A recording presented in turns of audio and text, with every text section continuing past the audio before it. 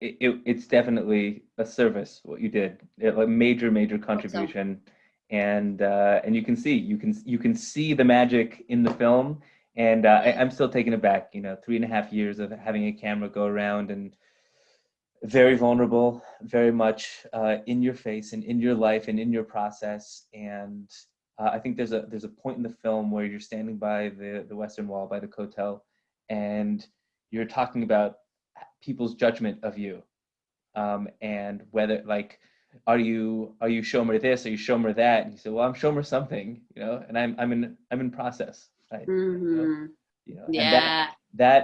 that moment is like, for me, that really captured the film of, like, that was the whole thing is I'm in process, and there is this back and forth and the tension between what's happening on the outside and the perception of the world, and that was very, very real.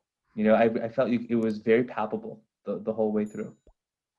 Amazing. That's so amazing to hear. Because, you can't really see yourself. I can't really see myself. It's hard to. It's only reflected. It's like I look in a mirror and is that really me? So you're reflecting to me, myself, and my journey. And no one's, I get that moment is pointed out here and there, but I've not had someone really call that the crux of it. And it is, but it is. And I think for me, my whole life has been about, it's been an identity crisis.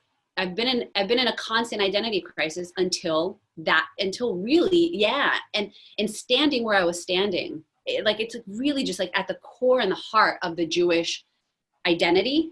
And I could see myself struggling, but I could also see that I had found my answer, and I was like still sort of like justifying and metabolizing it for myself. Right. And you know what that's like.